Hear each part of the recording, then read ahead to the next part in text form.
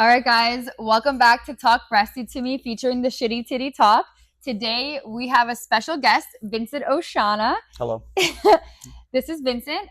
He is one of my friends, and so what I wanted to do is kind of talk to you guys a little bit about what it's like when you're diagnosed with cancer with your family and friends around you. Mm-hmm. So let's introduce yourself to everybody. Tell us a little bit about yourself. My name is Vincent O'Shana. The fact that you said that we're friends, we're lovers, but we'll talk about that later. Because I love her. I don't know where you guys are going with that. But I work for Valutainment. As you know, I'm a content creator, podcaster. I shoot sketches. I'm a comedian. I go on the road a lot. I was in the United States Air Force for 6 years. Got out, went to Los Angeles, chased the Hollywood dream. That dream turned into a nightmare because LA sucks. And then I met Patrick here at Valutainment. And I met you, and we're friends. Awesome. Yeah. Well, we were friends for a while. And then, unfortunately, I was diagnosed with breast cancer. So I wanted, when you found out, do you remember? I do. I remember because I found out through your sister, who I know very, very well, like very, very close with her. And it's one of those moments where I don't know about for the rest of the people, but you automatically are like, oh my God, we're going to lose this person. That's my initial thing, because my father passed away of cancer when I was 18. He smoked a bunch. He died at 52 years old. So it's like the moment you hear that from somebody that's dealt with people in their family having cancer, you automatically get emotional because you're like, oh my God, they're going to leave sooner or later. So it's very, very emotional. And then that's why, especially in a case like this, when you're doing well and you've changed, a lot of things change where something like that happens, where your diet, your food, the air you're breathing, all that type of stuff changes. And I think it's very, very important. Yeah, I think you're right. A lot of my friends and family, they correlate cancer with death, right? Yes. So I feel like there's not enough awareness out there to understand that not everybody dies from cancer. Yeah. But I think the stigma is, when you have cancer, you're gonna die. Yeah. So when you found out I wasn't gonna die. Oh, it's one of those moments where it's like obviously a second chance of life, and it's like going back to your point. It's not terminal. Every time you hear cancer, it's not the end. David Portnoy from a Barstool, he had it on his neck, and then when he had it removed, he's like, "Hey guys, I didn't want to tell anybody because I'm gonna be okay. It's all right." And I think and we talked about this earlier today with all the leaps and bounds of medicine and stuff like that. I think especially with a world, a government, the elites, their biggest problem that they say, you want to ask Bill Gates or the WEF, the biggest problem is overpopulation. So they kind of don't care if we live or we die. So when it's people like you that are fighting it and trying to win and trying to stay alive, I think it's a beautiful thing. Yeah, no, I actually agree with you, because a lot of people always say, do you think that there is a cure, and do you think doctors know a cure? And in my opinion, I believe so, yes. But if everybody is living to 100 years old, we will have overpopulation and the world will be a disaster. So people need to die. The food chain, the cycle goes, of life, yeah. Yeah, and I agree. I mean, we are all going to die. And, in church today was one of those moments where they're like, listen, you all know that you're going to go. You know what I mean? So don't be afraid. Live your life. Take these chances, do the risk. But I think the real higher ups, not to be that person to take this podcast there, but they don't want us live. They don't want you to be living to 100.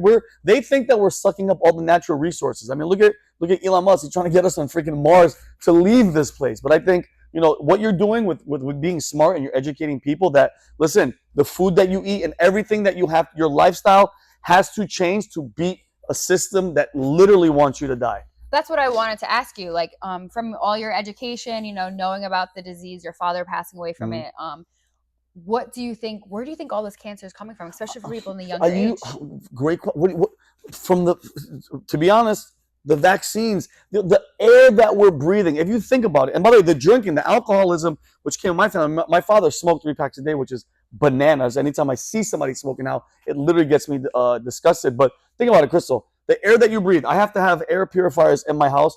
The stuff that are coming out of airplanes, believe what you want or not, anytime an airplane goes by over your head, besides the chemtrails people are talking about, the stuff that's in the fuel, you're breathing that. Cars, everything is coming out in the air. The food that we eat, the pesticides, the stuff, that wax that they put on freaking apples, you name it, everything. The food, air, water. I had to spend $2,000 to put a water purification in my living room. I'm sorry, in my kitchen, because of the bottles and the plastic and all that stuff. You have to fight every single day to avoid poison. That's your goal every day, is what poison am I not going to put? That's why alcoholism, I've been sober for a year and a half. That's poison. I don't care what anybody says, because when you eat, if you eat too much food, what do they say? I'm full. If you drink too much, it's called alcohol poisoning. You're poisoned. So to put poison willingly, I'm like, I took out a lot of stuff because and you said hereditary. What is the cancer? So only 10% of cancers are hereditary. So the rest is coming from the environment. So it's the environment. So, okay, my father, his father, they all had it. But again, they smoked, they drank, they lived horrible lifestyles. So, I think it's your duty, it's your responsibility to try to stay here as long as you freaking can, live a fruitful and fulfilling life. But, you got to be smart with what you do. And they want us gone. There's too many of us here. Did you always have this opinion and these thoughts of everything around you poisoning you, or did you not think about this until perhaps after I was diagnosed? I people, like, not even after my dad. It was when I saw you and I started seeing your social media where everything that you're eating is healthy. You're taking care of yourself. I forgot. I think we were at the Dolphins game, and you weren't drinking. You weren't eating this. You weren't eating that. And mind you, I was still drinking back then, and it made me go, "Oh my God, bro! This girl has been through this." Because you know what it is too. When you hear people and other people getting stuff like that, you never think it's going to be you. I guarantee you never were like, cancer? Yeah, I'm going to get it. But it does. And it's a big, big wake-up call, because nobody thinks about death. Nobody really thinks about sickness until it's too late. So I think being proactive and doing what you're doing, seeing what you were doing, made me go, oh my God, she's not even drinking. And she knows what the hell she's talking about because she's gone through it. So I think it was a big step. Yeah. And I like seeing you do it, because it made me go, oh shit, maybe I should slow down. Well, that makes me happy that I'm at least making a little impact on people. Because I do sometimes when I'm out, like my friends sometimes like, oh, come on, you can have that cookie, you can have that cake, or one drink. Have a drink. Yeah, no, but like those things start adding up, and people don't realize I've done so much research, and I'm in this big giant cancer community now, unfortunately. And I've learned so much. And my own doctors, they'll tell me, I won't give you any advice. I will not tell you what to eat. The only advice I will give you is what not to drink. Do not drink alcohol. Wow, that's their number one? My doctor, she's like, I won't give you any advice. Eat what you want. Do whatever. Yeah. But do not drink alcohol.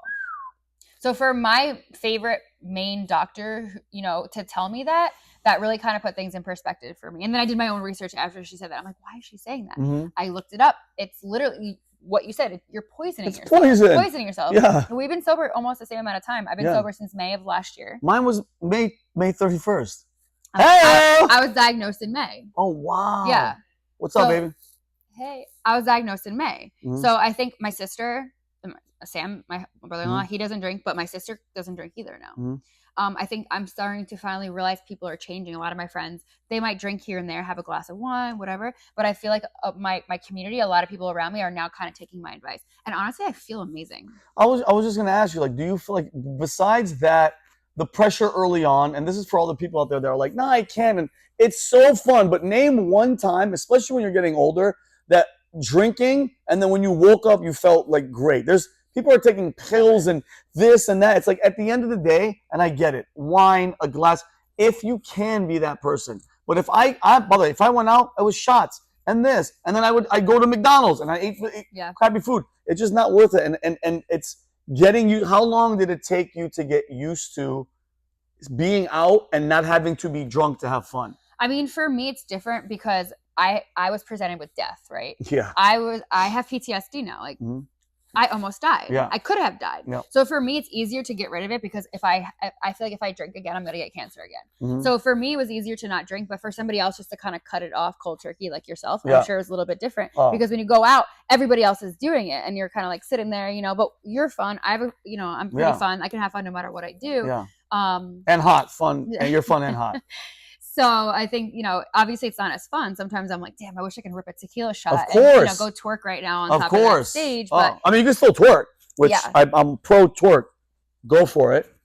No tequila. Go ahead. It's crazy because it put things in perspective. Like when I see a 35-year-old man at a strip club getting bottle service now, like maybe like 2 years ago, I'm like, I'll go, like whatever, free bottles. Now I'm like, that's gross. Yeah. Like, but it changed everything. Yeah. I mean, obviously, it's like think about all the stuff that you said, the strip club, the drinking, just that. I think it's a lifestyle thing. And then and mind you, it's so cool to be drunk. It's so cool to smoke weed. It's so in that moment. By the way, Drinking is fun. It's socially acceptable. It's so like, how many stories of just drunk? Who does a comedian?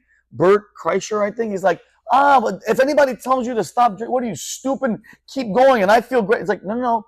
It's poison. Yeah. And it's, again, it's a lifestyle thing. And it sucks that you had to go through what you went through. But I mean, it made you a stronger person. But look at what it taught you in that you are eating right. You're not drinking. You're trying to stay positive. And I do think negative thoughts, negative people, all that stuff, all that plays a part. I think that negative stuff it plays a part in that, in how your well-being and how you feel and all that stuff. Yeah, no, I definitely agree. It's funny because yesterday somebody asked me, they were like, hey, like, I have a question. Like, did you get liposuction? Like, how do you have those abs? And I was like, I thought they were joking. You're like, cancer. Yeah, cancer, literally. Yeah, I was in the gym. I just was like, hey, cancer. Yeah. And I feel, Yeah, no. And I work out a couple times a week, but it's in the kitchen. 80% of your body is what you in the kitchen. Yeah, 100%. I don't even drink soda. I don't drink juices. I drink water, a little bit of lemon. I drink matcha tea. Good girl. And that's it. Me too. And so, no, I didn't get surgery. First of all, I can't afford surgery after all the cancer bills. Second of all, I would never get lipo. Like, that's stupid. Yeah. So people are like, now that we live in Miami, people are like, oh, did you get plastic surgery to fix that? Of course. No, I didn't. Yeah, I'm just eating just right. By eating. Yeah. Eating your body right. changes. And I agree. You too. I know your body changed too. Oh, 1,000%. The people don't realize a drink, the sugar. There's one thing that I learned, because I never liked sweets ever. Period. I hate dessert. I hate all that stuff. Alcoholism, because I was an alcoholic. I mean, technically you still are, so whatever. But the sugar, the amount of sugar, and the amount I was drinking in a week. Once you stop that sugar intake, now my body craves sugar. I realized something. Now I'm pro dessert, because my body is like, yo, where's that sugar that we were pumping in you? So now once a week, whatever, when we're all go out, I'll have dessert. But like you nailed it too. Soda is one of the biggest American health killers on the planet. 39 grams. And the only reason they wanted to put 40 is because that number 3 sounds better. You understand what 39 grams, and for all the people that are out there that have partied, a gram of cocaine is like that, right? Imagine 39 of them in a can of Coke. Are you freaking kidding me? And by the way, that sugar kills you here and kills your brain. And that's why, and you'll know this, especially as a health nut that you are now, that grass-fed, grass-finished butter that they keep telling us, don't use butter, don't use, this good salt. I use that Redmond salt because it's the healthiest salt. You need that stuff. You need that, like, because I'm on that carnivore type diet. I know you're on a different diet, but that processed crap, I eat grass-fed, grass-finished meat. I eat vegetables. I eat all organic fruit, yogurt, all that stuff. And I'm telling you, it's night and day, Crystal. And I drink tea. No soda, no alcohol. I don't smoke marijuana. Never smoked a cigarette. No drugs, no nothing. And people are like, what are you doing? Yeah. What's your secret? Ozempic, what do you want? Ozempic or what's that stuff that they're TRT? I'm like, bro, I have high blood pressure. I can't take none of that shit. But it's mind, body, and soul. You have to all be on the same token, like all on the same page. And I think the health part of it is the number one thing. Because listen, me and you, if we could be billionaires, Crystal, multi-billionaire. If you're sick and something's wrong, what the F does any of that matter? It doesn't mean shit. Exactly. Be healthy. Exactly. So, all right. Well, tell me how you really feel. Yeah, no. You're getting worked up about this. I'm just saying. It's not a secret, but I think more people need to talk about it because, again, I'm going back.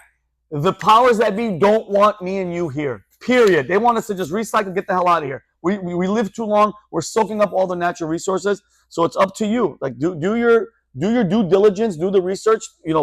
Listen to people's stories because young people are getting freaking cancer, more turbo cancer, and then all this vaccine stuff and all this crap. It's literally a war on your freaking body, and they want you gone. So it's up to you to fight it and stay around as long as possible. To hell, don't believe in all that bullshit. We're overpopulated. We're not overpopulated.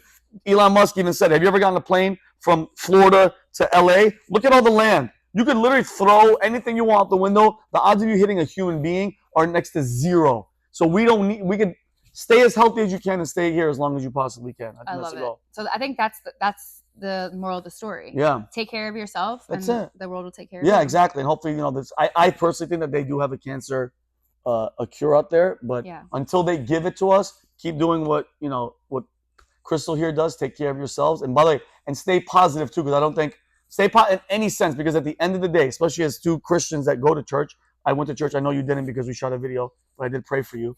At the end of the day, the goal is my life insurance is God, is Jesus Christ. And once we already have that, Crystal, no matter what happens, God forbid, we are good to go at the end. But your job is to stay healthy and as pain-free as you can while you're here, and stay positive and spread love. I love that. I couldn't have said it better myself.